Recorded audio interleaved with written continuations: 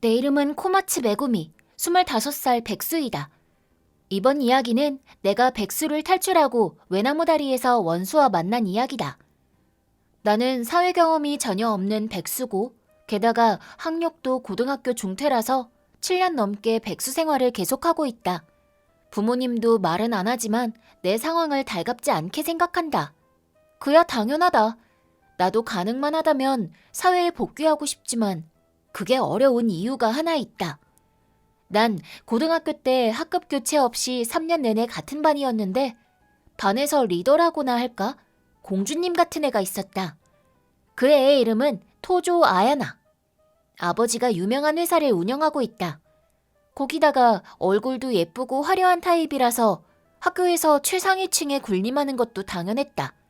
나는 그 애랑 자주 같이 있었지만 사이가 좋지는 않았다. 매점에서 빵 대충 몇 개 사오고 오후 수학 수업 때는 내 노트 필기도 해놔. 응, 알았어. 동갑이면서 당연하단 듯이 날 종처럼 부려먹었다. 말하자면 시녀 취급을 당했던 것이다. 솔직히 그래서 스트레스도 많았지만 3학년 전까지는 참을만 했다. 그건 아직 중간고사가 끝나기 전 어느 날. 친구인 줄 알았는데 최악이야. 뭐? 아야나가 좋아했던 같은 반 남자애랑 솔직히 지금은 이름도 얼굴도 기억 안 나는데 걔랑 말을 좀 했다고 배신자 취급을 당했다. 그 일을 계기로 같은 반 여자애들이 날 무시하게 됐다. 폭력을 휘두르거나 내 물건을 숨기거나 부수진 않았지만 그것만으로도 나는 충분히 괴로웠다. 이렇게 여름방학을 앞두고 등교 거부로 퇴학. 인간관계에서 공포를 간직한 채 어른이 돼서 지금 이 상황이다. 더는 떠올리기도 싫은 과거지만 최근 그 일을 떠올려야 하는 일이 벌어졌다. 고등학교 동창회 공지가 왔더구나. 아, 고마워. 고등학교 동창회가 열린다는 것이었다. 날짜는 3달 뒤. 이 꼴로는 절대 동창회에 나갈 수 없다. 그냥 무시하려고 했지만. 오랜만이야. 잘 지냈어? 웬일이야? 동창회 공지 너도 봤지? 보긴 했어. 내가 이번 동창회 총무를 맡았거든. 출석 확인하려고 연락했어. 아마 안 갈 것 같아. 어? 왜? 그냥. 일이 바쁘니? 아니, 그런 건 아닌데. 허세 부리지 마. 너 지금 백수잖아. 알고 있었어? 애들끼리 모였을 때 얘기가 나왔거든. 그야 백수면 동창회 오기 어렵겠지.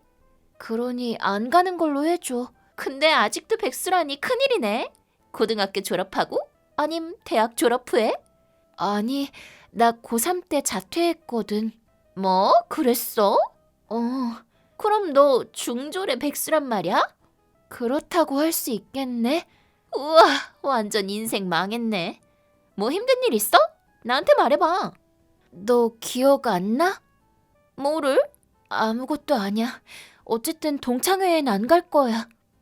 떳떳하게 나한테 연락한 걸 보니 나한테 저질렀던 짓을 하나도 기억하지 못하는 모양이었다. 나한테는 인생이 무너질 정도로 힘든 일이었는데 정작 장본인은 완전히 잊고 살았다니 너무 분해서 눈물이 나왔다. 하지만 오히려 아야나와의 대화를 계기로 다시 일어서자는 마음이 강하게 들었다. 드디어 사회 복귀에 적극적으로 나서기로 했다. 하지만 현실은 녹록지 않았다. 회사 몇 군데에서 면접을 봤지만 역시 백수라는 것 때문에 좀처럼 좋은 소식이 들려오지 않았다. 그리고 몇 번째 회사인지도 모를 때쯤 작은 IT 기업의 사무원 면접을 봤다. 면접관은 나랑 비슷한 또래의 젊은 남성이었는데 사회 경험이 없다고요? 네. 어차피 여기도 글렀구나 싶었던 순간 그래도 컴퓨터도 활용할 줄 알고 회계 자격증도 있네요. 실은 엑셀이나 회계 등 취업에 도움이 될 만한 것들을 공부해 두었다. 지금까지는 면접에서 백수라는 것에만 주목해서 그걸 봐주는 사람은 없었다. 그런 다음 면접관은 환하게 웃으며 답했다. 합격입니다. 언제부터 일할 수 있죠? 네? 나는 그렇게 단번에 취직이 되었다. 내가 일하게 된 곳은 건물 한 켠을 사무실로 쓰는 작은 회사로 직원은 7명 정도였다. 오늘부터 일하게 된 코마츠 메구미 씨예요.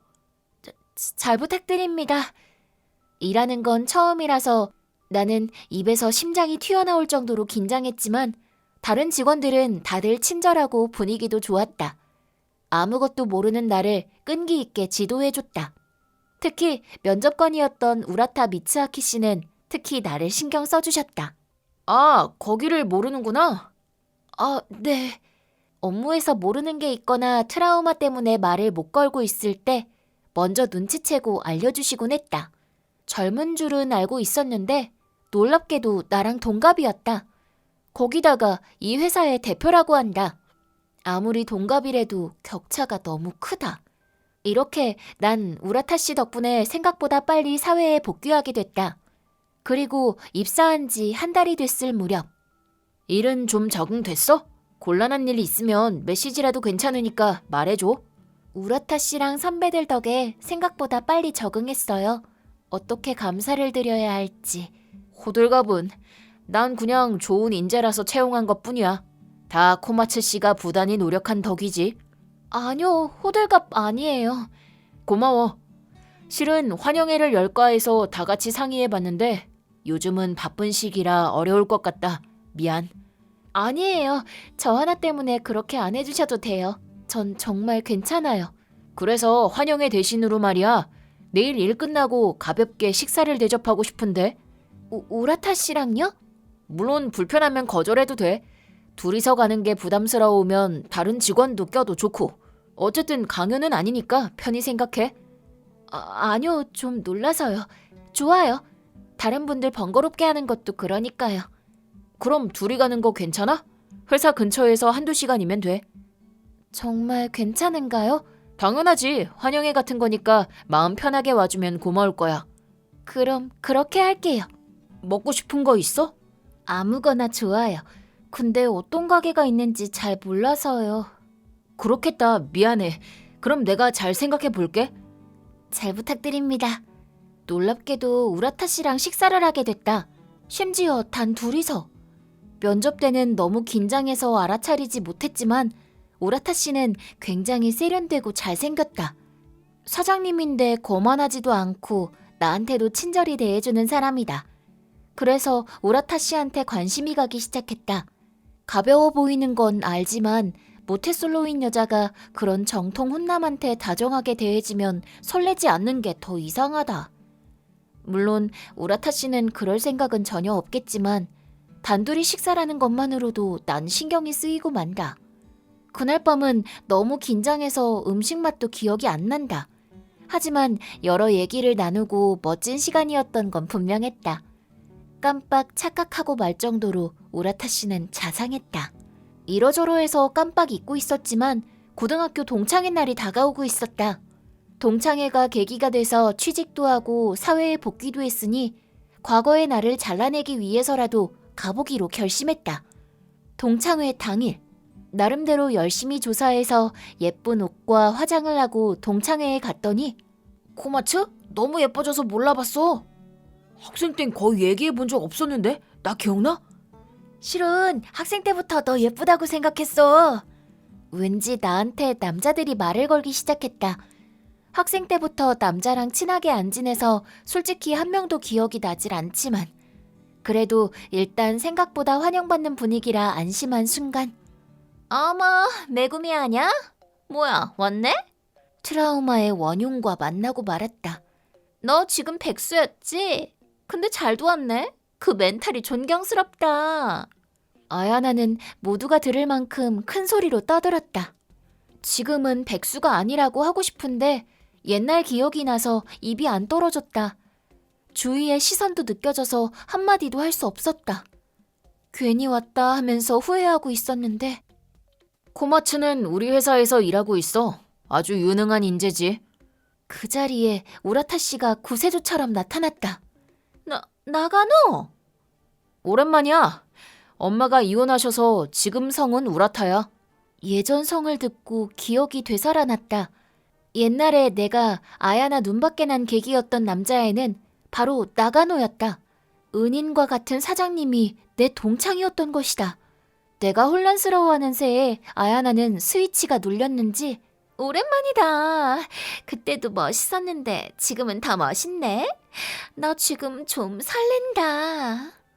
아까와 180도 다른 목소리로 우라타 씨한테 아양을 떨었다.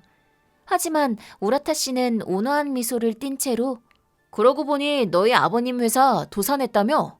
지금 여기 있어도 되겠어? 갑자기 산뜻하게 폭탄 발언을 했다.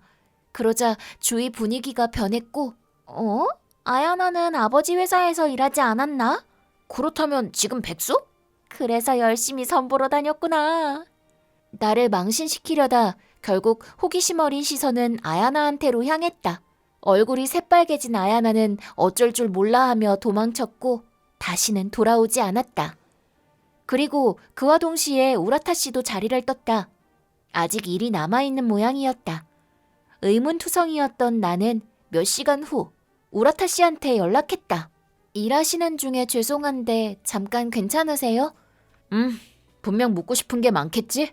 궁금한 게 좀 많아서요. 그래, 뭐든지 물어봐. 제가 동창이란 건 언제 하셨어요? 면접 볼 때부터. 얼굴 보고 바로 알아챘는걸? 이력서에도 써 있었고. 실은 학생 때부터 코마츠를 기억하고 있었거든. 그럼 제가 퇴학한 것도요? 그 이유도 알고 있지. 그때 나는 심한 짓을 당하고 있던 너를 도와주지 못했던 걸 계속 후회했어. 그건 어쩔 수 없었어요. 아무것도 안 하는 건 가해자나 마찬가지야. 정말 미안해. 그렇게 말해주는 것만 해도 위안이 되네요. 저를 채용한 것도 그 이유에서인가요? 솔직히 그런 것도 없지 않아 있어. 하지만 지금은 유능한 인재라고 생각하고 있어. 나뿐만 아니라 다른 직원들도 마찬가지야. 그렇더라도 저한테 기회를 주신 건 변함없으니까요. 감사하는 마음은 그대로예요. 근데 동창이란 건 왜 말 안 하셨어요? 그때 일을 떠올리기 싫을 것 같아서. 오늘도 원래는 동창회 갈 생각은 없었거든. 왜 오셨어요?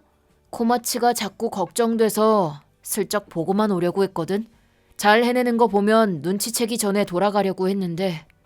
아야나한테 괴롭힘 당했죠. 도저히 참을 수가 없어서 끼어들고 말았어. 어른스럽지 못한 짓을 했지만 그래도 나 꽤 화났었거든. 솔직히 좀 속 시원했어요. 이렇게 나는 과거 동창에게 2번이나 도움을 받았다. 정말로 이 사람을 만나고 인생이 180도 바뀌었대도 과언이 아니다.